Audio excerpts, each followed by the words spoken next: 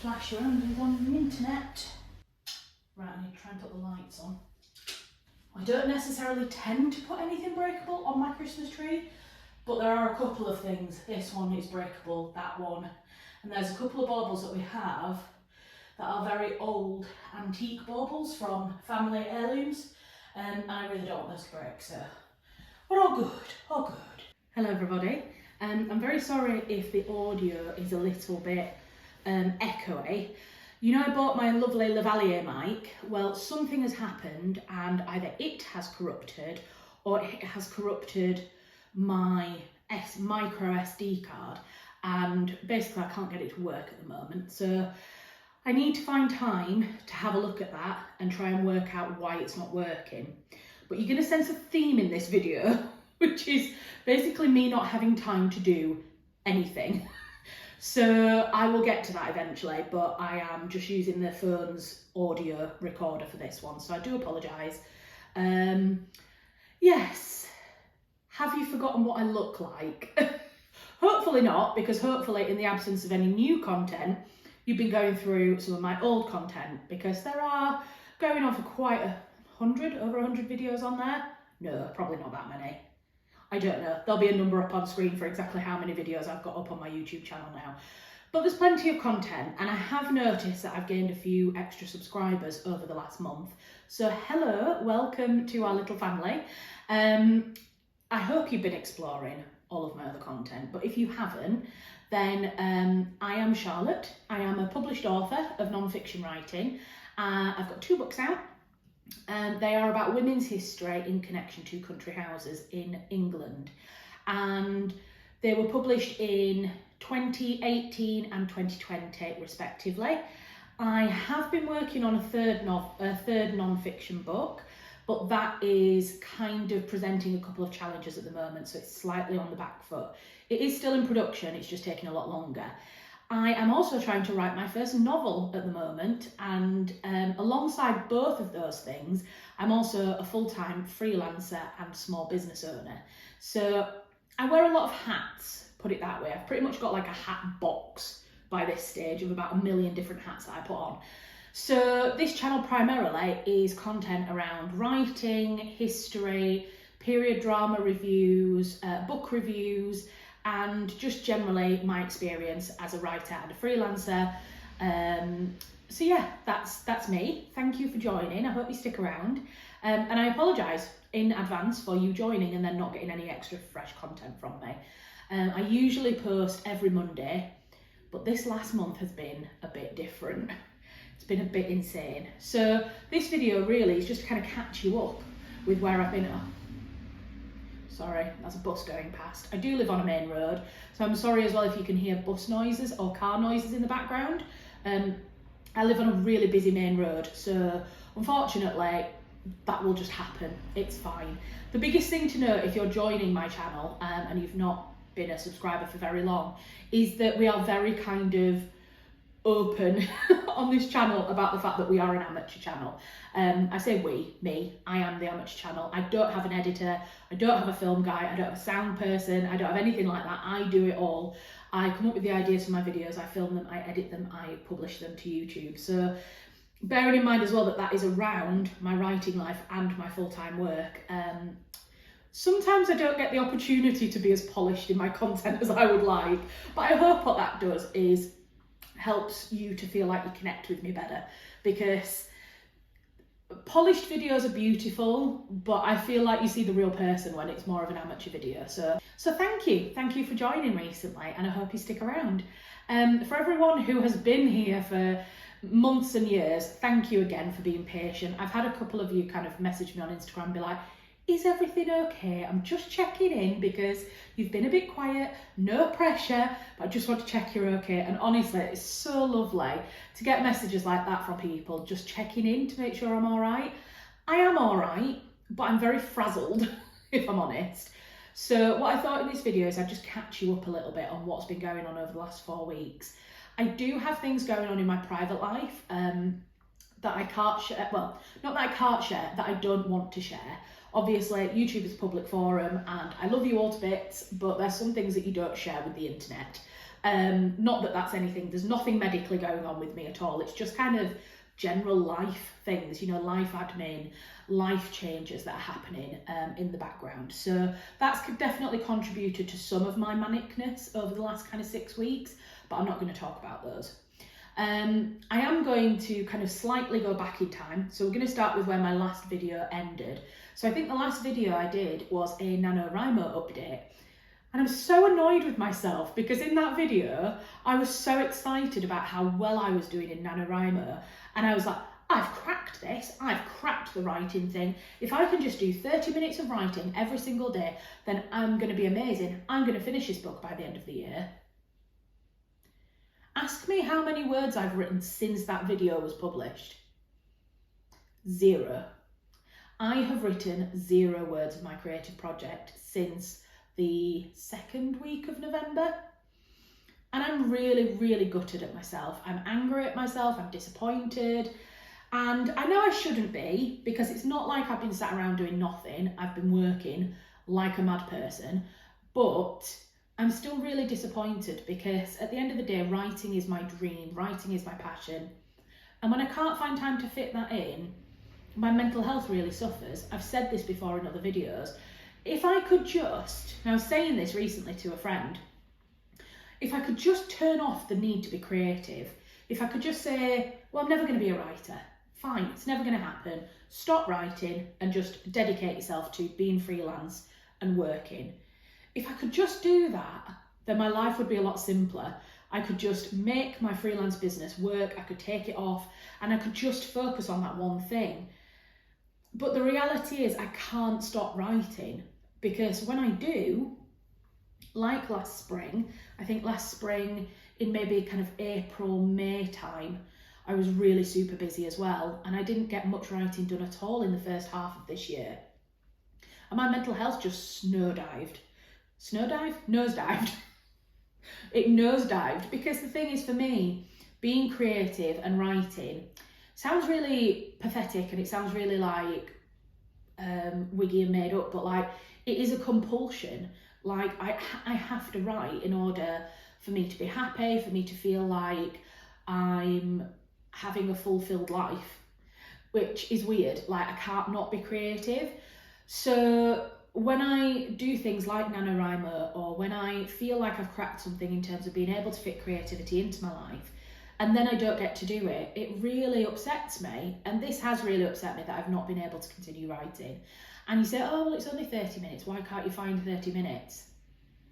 When I tell you I've been busy over the last 6 weeks, honestly, and the only reason why I haven't had a complete meltdown, I think is because I've really protected my weekends, and I've not been sitting at my computer on a weekend unless absolutely necessary.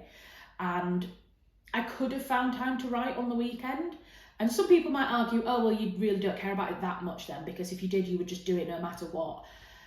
The thing is with writing, with being creative, and just generally with life, is you can't burn out.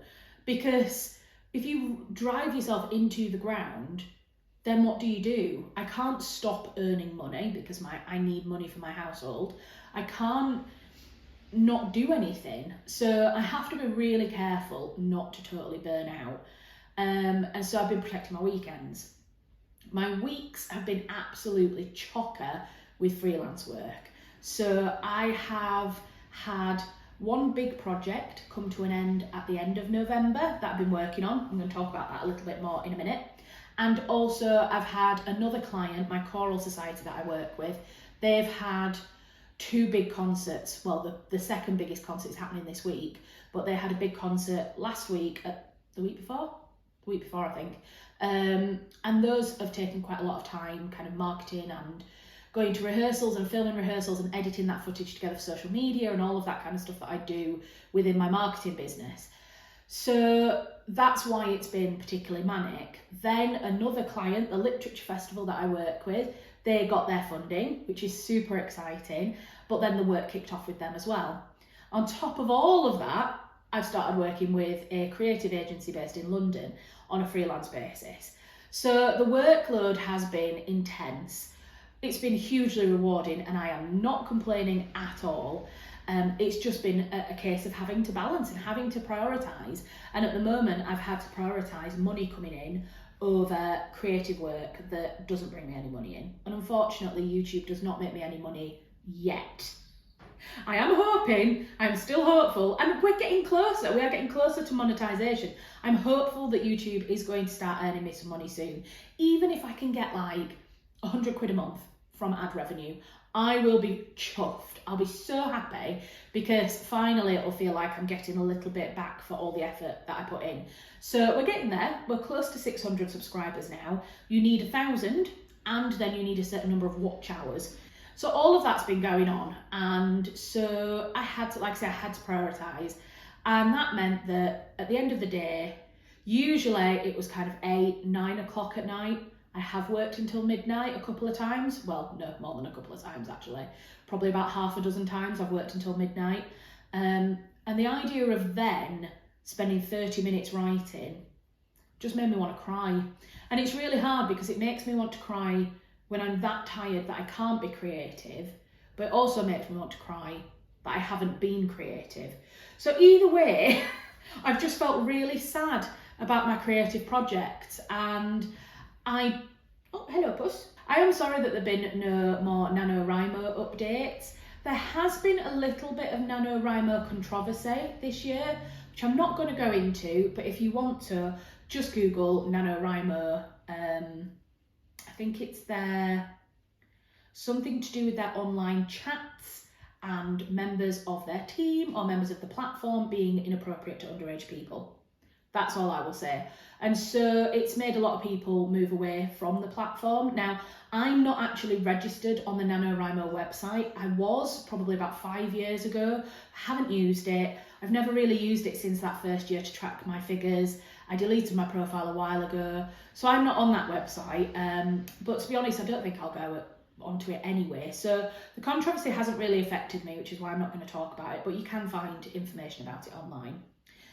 That being said, me and Kayla, who you know, she's been featured on this channel a lot before, she's also a writer and is writing her first novel at the moment. We've both agreed that NaNoWriMo is a really, really hard time of year. It always comes in November when things are busy and manic, you're winding up towards Christmas, and it just never seems to come at a good time. I just bit my tongue. It never seems to come at a good time of year for us. So I think, I'm not going to say I'm definitely not going to do it next year, but I just want to kind of manage everybody's expectations now and say I probably won't do NaNoWriMo next year. What I would like to do instead is work towards being more sustainable all throughout the year and get that 30 minutes a day, Monday to Friday, down to get things, more sustainable throughout the year. So I'm sorry. I apologise for being a rubbish NaNoWriMo writer, and I will try to do better in 2024. Oh God, that's hot. I'm also drinking out of my NerdForge mug. This is, it's a thermal mug, so it keeps coffee really hot. As you've just seen, because I nearly burnt my tongue, and it's been sat there for like 20 minutes. NerdForge is, I'm sure people know who NerdForge is, but I'll say it anyway for people like my mum who'll be watching this video who won't know. NerdForge is a channel on YouTube, and they do things like dioramas, a bit like Tom makes dioramas with Warhammer. They create absolutely incredible dioramas. It's all kind of, it's very creative, very artistic work based around kind of games and fantasy, and they will have a much better description of who they are on their own channel. But basically they have merch, and one of their merch items is this mug, and I've had it about 6 weeks. And when I say I use it every single day, I use it every day, multiple times a day. I put coffee in here and it stays warm for over 2 hours, which, as somebody who regularly gets distracted at work, I drink, or before I got this coffee mug, I drank the majority of my coffees cold, because I would have maybe like that much out the top and then it would go cold. Whereas with this, I'm actually finishing warm coffees. Now, it might be a bit lukewarm by the time it gets to the bottom, but because it stays warm for longer, I'm finding that I'm not wasting as much, and also I'm drinking less coffee throughout the day, because if one coffee lasts me 2 hours, then I'm not drinking as much. Anyway, this is not an ad for NerdForge, but I just wanted to share it because it is an amazing product. So yes, moving on. So we started with NaNoWriMo, and then towards the end of November, it started to get very busy because I then had to go up to, or I shouldn't say had to go to, I then got to go up to Northumberland with a client. So I was working with a company who were doing a 2-day festival around the life of Delia Derbyshire. And Delia Derbyshire was a music producer and radio presenter at the BBC back in the 60s, and she created the iconic sound in the Doctor Who theme tune. So when it goes ooh, that kind of noise, sorry, in Doctor Who theme tune, she created that. So, and she then moved up to Northumberland later in life, and there is an arts company called Greencroft Arts who did this project on Delia Derbyshire's life and were doing this 2-day festival. And so I was brought on board to do the marketing for it.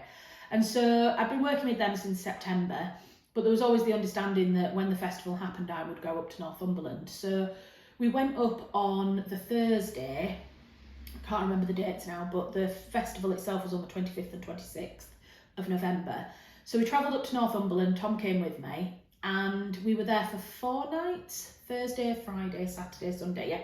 We were there for 4 nights and 5 days, and stayed in the cutest little Airbnb, and it was lovely. It was really, it was exhausting because knowing that I was going to be kind of up there for 4 days, or 5 days I should say, I tried to cram my freelance work in either side. So the week before we went away, the Monday, Tuesday and the Wednesday, I worked all day and most of the night, every single night. So I was working until like 10, 11 o'clock. So then going up to Northumberland, and I was working, the Friday wasn't too bad because the Friday we were just kind of setting up and taking some photos and stuff. Saturday and Sunday were super long days. I was at the venue from like 9 a.m. until about 7 or 8 p.m. at night. And then the Sunday, I think it was like 9 until about 6. So, and it doesn't sound very, I mean, 9 till 5 is a standard working day. But when you're on your feet, walking around, photographing, it was just intense. It was very intense. So by the time that event finished on the Sunday evening, I was shattered, absolutely shattered. And then Monday, we got up and we left the Airbnb and we went into Hexham, and I had a look around Hexham Cathedral. Is it a cathedral? Hexham Abbey, I think it was. That was amazing. We got to go down into their cellar, and they had, not cellar, into their undercroft, I think is what it's called. And it was basically, it was a pre-Viking undercroft. Like those walls had been there for over 1,000 years, which was insane to think about. And you could touch them, and there was, basically they built it out of Roman ruins, because up in Northumberland, obviously you are incredibly close to Hadrian's Wall. So there is Roman stuff all over the place. And they'd used some Roman ruins to make this undercroft, like, I think in like the 9th century or the 8th century, something like that. And the intention was that they would build it out of these stones, plaster over the top, and then paint over the top of the plaster. So the person who designed it and built it never intended for the Roman artifacts of Roman kind of building materials to be on show. But then the Vikings came and pillaged it, and it got ruined a couple of times, this, that and the other. And a lot of the plaster has since fallen off. And so now you can see the Roman artifacts in the walls. So it was just fascinating because you had to pay to go down into that bit. The main kind of abbey was free. You had to pay to go down into that bit. And me and Tom were the only 2 people who were down there at that time. You go down this really steep staircase, and then you go into this undercroft, and it's really creepy, like quite eerie. There's such an atmosphere down there.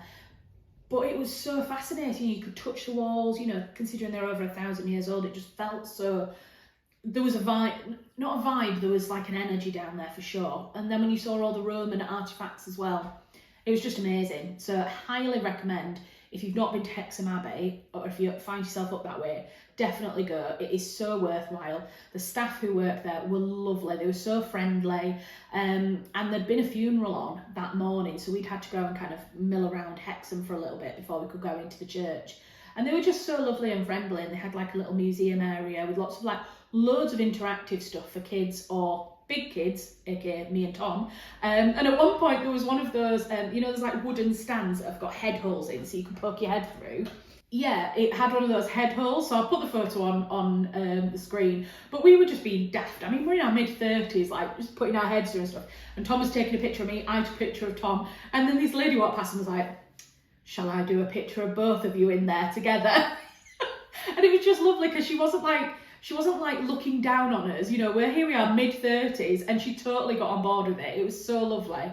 So yeah, we went there, and that was really nice. And then I think we just got back in the car and got us way home, to be honest, because it was going to take like 2 to 3 hours to get home, and also I wanted to just have a chill on the couch that night. So yeah, it was a lovely weekend, but it was busy. And what it meant was then, because I'd had the Monday off, so I'd had the Thursday, the Friday and the Monday, it meant that then going back into work on the Tuesday, everything like was manic again and very busy. So I did that, and you'll have seen little bits of footage that I've been overlaying on this of that trip. I had intended, like I have a YouTube schedule, so I have a spreadsheet, and I plan out all my content months in advance, and I had on the schedule to do a video about our trip to Northumberland, like a vlog, like you've seen me do before, little travel vlogs. And I had intended to do a whole piece about like reviewing Hexham Abbey as a venue, and I just never got around to editing the content, because then when I got back, I was straight bang into publicising the choral events and doing work with the agency. And so, yeah, I'm really sorry I didn't get to do that together, but highly, highly recommend Northumberland in general, especially where I was, which was kind of like Holt Whistle, it's called. And it's basically smack bang in the centre of the country on Hadrian's Wall. So where the Sycamore Gap is, basically there is a landscape discovery centre called the Sill opposite the Sycamore Gap, and that's where this festival was going on. We did not go to see the tree or where the tree once stood, mainly because it's not easy to get to really on foot. You have to kind of hike up, then along the wall, and then hike back down again. And with Tom's back being as bad as it is at the moment, we just decided it wasn't worth it. So we didn't go and see that, but we did go to a couple of other bits on the wall, so that we could go and see Hadrian's Wall, because I've never seen it. Having a good time, Thomas? It's very cold. I'm trying to shield the... It's very windy, yeah. Hello everybody. It is very windy, so I do apologise for this. I'll put subtitles over the top if I need to. We're in Northumberland. Desecration of the local dialect. Home of Dire Straits. Not much else. Yeah, and fucking Hadrian's Wall. Look at the sunset. Just point out that wall there is not Hadrian's Wall. That wall there is not Hadrian's Wall. We know that's not what we came to see. We actually came to see... Can I find it? Hold on. Came to see that, which you might just be able to see is a ruin of a Roman fort, which is on Hadrian's Wall. So Hadrian's Wall's kind of up over that ridge. But we're losing sun. Thomas has obviously got a bad back, so we can't... Basically, we thought it was closer from the car park than it is. It's only, what did you say, 750 metre walk, something like that. But Tom, we found out yesterday, has a collapsed disc in his back. So he's in incredible amounts of pain. And it's a bit uphill and down dale. Funnily enough, Google Maps said it was flat. So anyway, it's not where I wanted to go. I wanted to go to, we found out now, Corbridge Roman town, because I want to see the portrait of Septimius Severus that was done as part of the African diaspora project with English Heritage, and that's what I want to go see. So we're going to go back to the car, see if we can get over there before the end of the day. But my hair's wild. What is my hair doing? We're up in Northumberland because I'm doing a work project, and I'm working Saturday and Sunday, which is tomorrow and the day after, but around that we've got a little bit of time to explore to ourselves. Ground at a strategic position overlooking Hole Gap, where the wall crosses a small area of flat ground to Caulfield's Crags, a potential weak spot where intruders might otherwise pass over the wall unseen. Each milestone varies little in shape, size and construction details, especially in the design of the gates. It is estimated that a milestone garrison might contain a few as 10 or as many as 30 soldiers in one or two buildings, although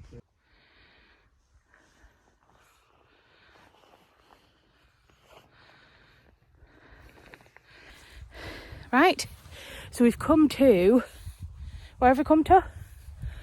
Caulfield's mile point. It's just one of the milepost points, but it's quite close to a car park, because that's one thing you find here, is that a lot of the wall sites are quite far away from car parks. So we found this one. It's dead. There's nobody else here. We're just here on our own. That is the little Roman mile point. We've just been in there and had a look around. And this is the wall. And it goes up and over. Yeah, so it goes up over there and continues. And then it's there. So we've just been for a little look around, haven't we, Poppet? Mm-hmm. Found some old door posts, didn't we? Mm-hmm. It's like being on time team. Like being on time team. Yeah. It's quite nice actually being somewhere that is so quiet. We don't get much absolute quiet back home. So you come somewhere here and you just stand and it's like... Although somebody's now can't really hear anything. Somebody's now what? Someone's walking up the road. Oh, are they? Okay, well, I'm going to finish in a second anyway. Look at that. It's just absolutely incredible. We've been very, very lucky with the weather today, haven't we? It's supposed to be like this tomorrow and Sunday as well. It is? Yeah. That's fine, I don't mind the cold. So yeah, it's going to be really like this for the next couple of days, which is nice because we're going stargazing on Sunday night, so I'm really excited for that. Yeah, because this is known as a dark sky location in the UK, which is basically where there's very, very little light pollution, so you can see some amazing stars. So I think we've got, if it's like this on Sunday night, I am going to be so excited because we're going to be able to see some absolutely insane stuff. So yes, we will walk back to the car now. Just a note here that the footsteps that we'd heard as we were standing around the wall, never materialised into a person. We never saw anybody, and we were on like a single path where you would have had to meet somebody coming the other way, and yeah, nobody was there. So I don't know whether we'd heard phantom footsteps of Roman soldiers or whether it was just an animal that happened to sound like it was somebody scuffling, but it did creep us both out a little bit when we were on our way back to the car, so just thought I'd mention that for all my spooky people. Like I said, I don't know how much footage I'm going to get from this weekend because primarily it's a work thing, but I'll film a few little bits. You come along with us. And we saw the Northern Lights. Can't believe it. Cannot believe that we saw the Northern Lights. So we'd heard, the lady that I was doing this project with had said that she'd got an app which basically gave you a notification if the Northern Lights were going to happen. And I was like, oh, I'll download the app while we're here. And then on one of the evenings, I think it was Saturday night, we got an alert saying that, oh no, it must have been Sunday. I can't remember. Sorry, can't remember what day it was. We got an alert basically saying that the aurora was out. And I was like, oh, can't really see anything. There was a bit of haziness in the sky, but I couldn't see anything. So I'll just snap a photo with my phone and see. And I took this photo with my phone and I was like, oh my God, it's there. It's there. And there was just this splash of green in the sky. And I was like, oh my God, that's so cool. So then, of course, me and Tom went a bit mad, like taking loads of photos and this, that and the other. And had I had my camera gear with me, like my tripod and everything, I just set up my phone and done like a video or a long exposure or like loads and loads of photos so that I could track the movement. But I didn't. So I'm sharing on screen now some of the aurora photos that I took. Obviously, they're nowhere near as good, nothing like a professional photograph of the aurora. But for me, seeing the Northern Lights has always been a huge bucket list item. And it was just so exciting to be able to see them and witness them and be like, look, it's the aurora. It's absolutely incredible. So I was really, really glad to see that, definitely. And then on the Sunday night, Tom and I went stargazing. Unfortunately, we were there for 4 nights. And on 3 of the nights, there were crystal clear conditions, could see everything in the sky. And on the one night that we did the stargazing was the one night that it was cloudy. So didn't really get to see much at all. In fact, I saw the moon for a fraction of a second and that was it. But we did see a planetarium show, and the guy who was leading the session was amazing. He was so knowledgeable. Oh, hello. Yes, you. That was just my postie. She's so lovely as our post person. She's really, really friendly and nice. Every time I open there, she's like, how are you? So yeah, we went stargazing, but the guy who did it, Will, super knowledgeable. He basically chases the aurora around the world, which honestly is the most exciting job I could ever think of. But it was a lovely trip. It was exactly what we needed. It was nice to go away together, and obviously it was work, but it was nice to do a little bit of sightseeing while we were there.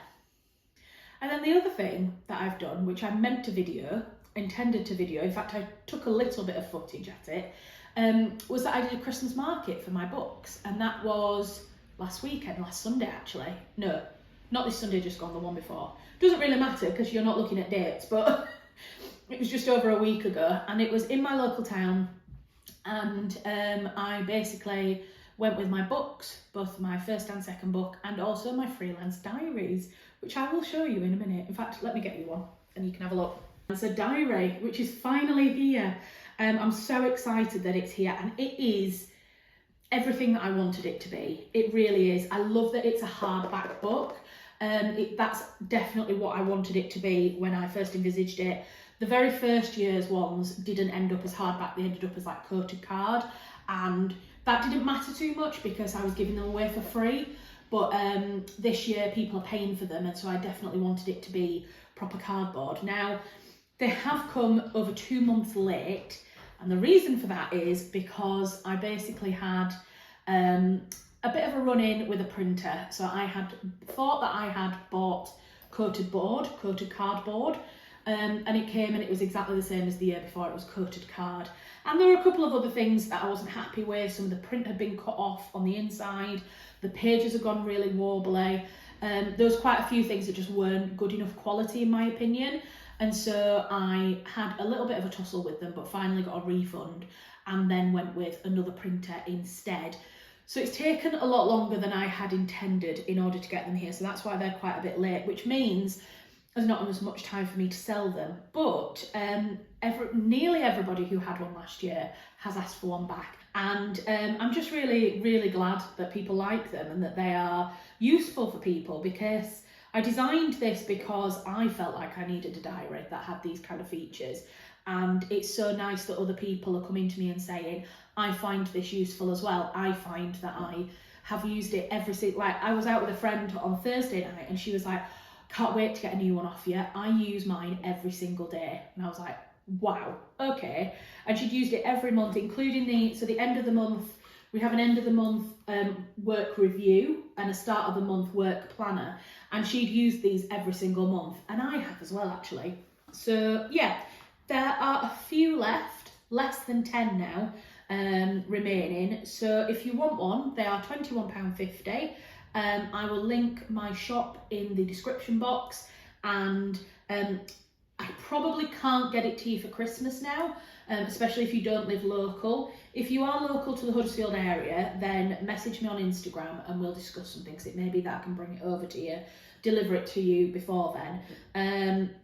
If you're not in the local area, if you buy it as soon as you see this video, I'll do my very best to get it to you, but it's unlikely to get to you by Christmas, but it will be with you as soon as possible afterwards. So yes, that's the diary, and I'm really happy that it's out. So to go back to why I mentioned the diary first, is that I was at a Christmas market and I was selling my books and selling my diaries, and it was lovely, and I really intended to film all day again to then do a little video for YouTube about markets and about whether they're worthwhile doing. I've talked about this before, like, is going to a market with your books worthwhile? And in the last video, I think I said they are definitely worth doing for profile raising, for talking to people about your projects, but don't necessarily expect to make loads of money from them. Now, I did actually have a really good weekend at the market that I did, and I managed to sell quite a lot of books and diaries. So I was really happy, but I feel like Christmas markets are definitely the ones that do well. I definitely want to do more Christmas markets next year. And I just love meeting people and sitting and talking about my projects and that kind of thing. So it was a really enjoyable day, but I got zero footage other than the little bit you'll have seen of me setting up the stall in the morning. So I'm sorry about that. You didn't get a video about markets either, but that's something that I was doing. We had Tom's mum and dad come to visit last weekend, so at the same time that the market was on, they came to visit, so that was really lovely. They live in Portugal full time, so it's nice when they come over to visit us in Huddersfield, so that was really exciting. We had a really good weekend with them. So yeah, it's been nice and it's been intense over the last few weeks. And so I just kind of wanted to come on and explain. I know that for most of you this is going to be a really boring video because you're not really seeing much, there's nothing really exciting happening, but I just wanted to come on and just kind of catch you up really on what's been happening in my life. Because the reality is, whilst I love the idea of publishing a video every single week, the reality is that sometimes life gets in the way and I don't manage to get a video up every single week. And so I do feel like when I've had a little break like this one, it's good for me to kind of tell you where I've been and what I've been up to, so that you don't think that I've just not been bothered to make content, because that's not the case at all. Yes. Now then, you say hello to the camera. Yeah? Oh, baby. Right, well that's Stanley staying here for the rest of the video now. Yeah, oh, Bobbert. I don't normally let him up on the dining table. But it's very hard to stop him from getting on this dining table as well, to be fair, because it is just in the dining room. We don't really sit at the dining table that often, to be honest, only when we have like family or friends round. And then the dining table gets properly cleaned before then, so you're allowed to have a plod up here, aren't you? I absolutely do not let him on my worktops though. He's not allowed on the worktops. Whenever he comes on, I tell him to get down straight away, because I don't like cats on worktops. Although it's very hard to stop them, isn't it? So yeah, I'm also very grateful that Stanley is not a tree climber. He will knock the baubles off the bottom row, so I always make sure I put my plastic baubles on the bottom so that he can have a play around with them. But luckily you're not a tree climber, are you, lovey? Well, I think that's all I've got to say really. I best crack on really, because I've only earmarked an hour to do this video, and I know I warbled on for at least half an hour by now, so I'd best leave this here. So over the next few weeks, this is obviously going up as soon as possible, hopefully tonight, which is Monday, and then next week is Christmas Day, so I am not going to be publishing anything on Christmas Day, but I will try and get you something Boxing Day or the day after to watch. We've got a few things going on. Tom is having a cortisone injection in his spine on Friday, because we found out over the last couple of weeks he's had some tests done, and unfortunately Tom has a collapsed disc in his spine. So he's in an awful lot of pain. Luckily it's not cauda equina, which he's had cauda equina twice and had emergency surgery. Luckily it's not cauda equina this time, but he's still in an awful lot of pain, so he's having a cortisone injection to get rid of that pain, and then hopefully over the next few months you can do physio and osteopathy and that kind of thing, and it'll hopefully get better, won't it? So yeah, that's happening on Friday. So most of the weekend we're just gonna be chilling at home, I think, to be honest. But the other thing I've got to do is the second half of that book review video that I did, which has got my review of Manacled by Senlin Yu. Yeah, I've read quite a few books actually, so I've got some more reviews to do soon, but I'm not going to do it very quickly. I'm going to edit the second half of that review video that I've already filmed. That'll probably be out sometime between Christmas and New Year. I am going to do a 12-hour readathon between Christmas and New Year, which I did last year. So I'm going to do 12 hours, but I'm going to do it sensibly. I'm going to start at like, 3 p.m. until 3 a.m. or 2 p.m. until 2 a.m., something like that. Or maybe I'll do midday to midnight, something like that. But that's going to be coming up. The other thing I want to do is I want to watch The Gilded Age and then do a review on it. So that's season 2 of The Gilded Age, which I believe is out now. So I want to watch that. My friend Kayla is also doing a really exciting video about The Gilded Age as well. I don't know when that's out, so I don't want to say too much. But I will post it on my Instagram, or you can go follow her. Her channel is Regency Rumours, and her channel is very much about period dramas and look backs on episodes of Bridgerton and other period dramas and things like that. So definitely go and follow her channel if you don't already. And yeah, I will leave that there. So Merry Christmas, everybody. By the time I see you again, by the time I talk to camera again, it will be post-Christmas. So I hope you all have a very wonderful Christmas if you celebrate it. If you don't and you're having a break from work anyway, I hope you have a lovely break from work. And yeah, happy holidays to everybody, and I will see you in the next one. Okay, bye guys.